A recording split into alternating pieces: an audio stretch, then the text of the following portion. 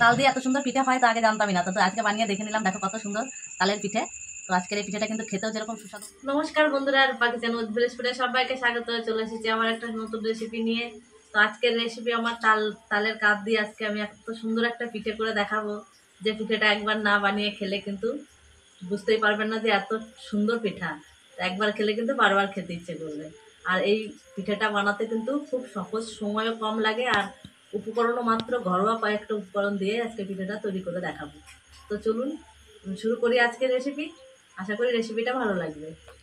তো আজকে এই তালের রেসিপিটা কিন্তু, এই পিঠাটা কিন্তু এত টেস্টি হয় যে রাখি বন্ধন তো সামনেই আসছে। তো রাখি বন্ধনের দিন কিন্তু দিদি ভাইকে এই পিঠাটা করে তৈরি করে খাওয়াতেই পারে।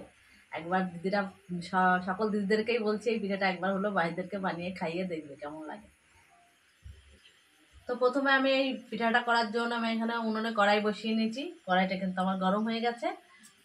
আর এখানে আমি আগের থেকেই এক বাটি তালের কাঠ বের করে রেখেছিলাম। তো এই কাঠটা আমি কড়াইতে দিয়ে দেবো।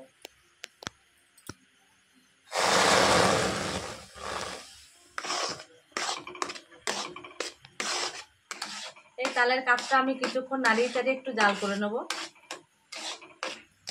এই তালের কাঠের মধ্যে আমি একটু উপকরণ মিশাবো। তো যেমন আমি প্রথমে এখানে দিয়ে দেবো 1 চিমটি লবণ, দিয়ে দেবো এখানে কিছুটা গুঁড়ো দুধ। তো তোমরা কিন্তু চাইলে এখানে গুঁড়ো দুধ দিতে পারো, আবার এখানে নারকেল কুড়োও দিতে পারো।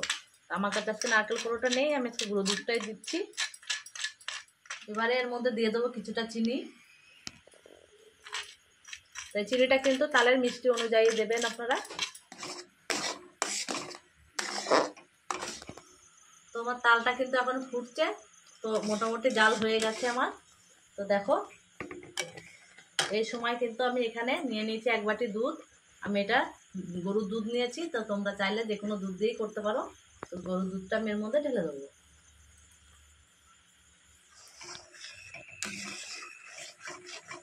দুধটা দিয়ে আমি ভালো করে নাড়িয়ে চাড়িয়ে একটু জাল করে নেবো।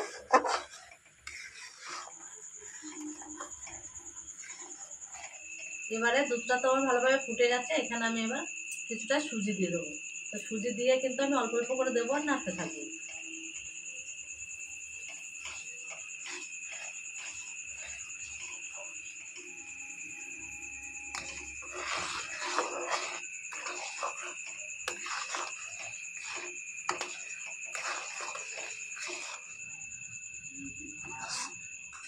সুজিটা কিন্তু আমার রান্না হয়ে গেছে। এবার সুজিটা আমি একটা প্লেটে নামিয়ে নেব।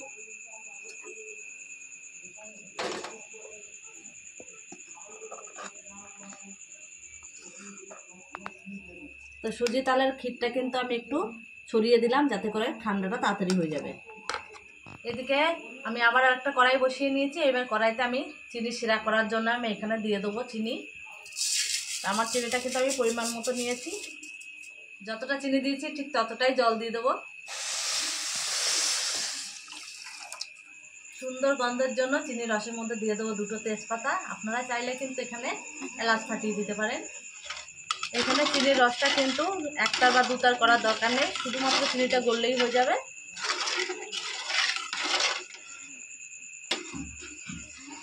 এদিকে কিন্তু আমার চিনির শিরাটা হয়ে গেছে। তো এবার এটা নামিয়ে আমি ঢাকা দিয়ে রাখবো। আমার সুজির ডোটা কিন্তু অনেকটাই ঠান্ডা হয়ে এসছে। তো এবারে হাতে একটু সাদা তেল লাগিয়ে নেবো, লাগিয়ে নিয়ে আমি কিন্তু একটু মাখিয়ে নেবো ভালো করে।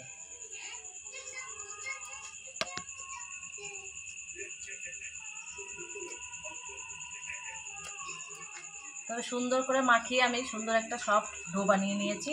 তো দেখো কত সুন্দর নরম সফট হয়েছে, দেখে বোঝাই যাচ্ছে না এটা সুজি। তো এবারে এখান থেকে আমি একটু একটু করে নিয়ে কিন্তু শেপ করে নেব।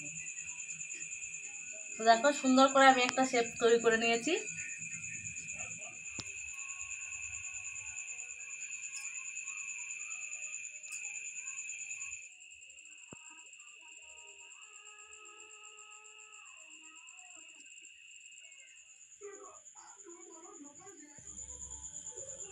তো সবগুলোই আমার সুন্দর করে শেপ করে বানিয়ে নিয়েছি পিঠাগুলো। এবারে আমি তেল গরম করে তেলে ভেজে নেব। এদিকে তেলটা আগে বসিয়ে রেখেছিলাম, তেলটা তো গরম হয়ে গেছে। এবারে এরকমভাবে সাজিয়ে নিয়ে এইভাবে ছেড়ে দেবো।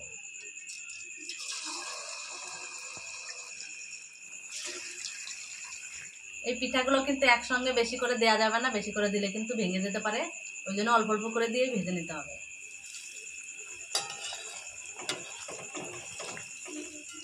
প্রথমবার এগুলো আমার ভাজা হয়ে গেছে, ভালো করে তেল ঝরিয়ে নিয়েছি, এবারে নামিয়ে নেব। একইভাবে আবারও কতগুলো ভেজে নেব।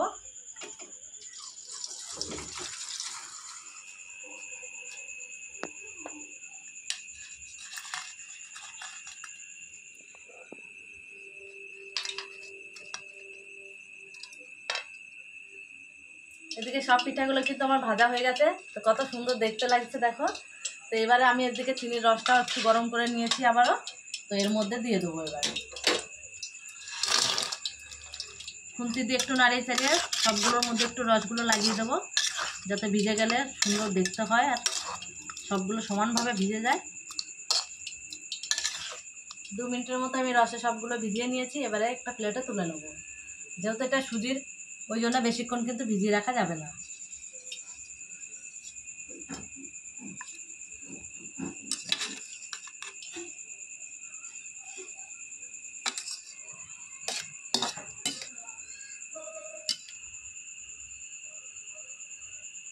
তাল দিয়ে এত সুন্দর পিঠে হয় তো আগে জানতামই না, তো আজকে বানিয়ে দেখে নিলাম, দেখো কত সুন্দর তালের পিঠে। তো আজকের এই পিঠেটা কিন্তু খেতেও যেরকম সুস্বাদু হয় আর দেখতেও কিন্তু অসাধারণ সুন্দর হয়েছে। আজকের রেসিপিটা কেমন লাগলো অবশ্যই কমেন্ট করে জানাবেন, আর একটু বেশি বেশি করে লাইক শেয়ার করতে হবে। তো আর এরকম নতুন নতুন রেসিপি পেতে হলে আমার চ্যানেলটিকে সাবস্ক্রাইব করে পাশে থাকতে হবে। আবারও ফিরে আসবো অন্য কোনো সময় অন্য কোনো রেসিপি নিয়ে। ততক্ষণে ভালো থাকবেন, সুস্থ থাকবেন, সাবধানে থাকবেন।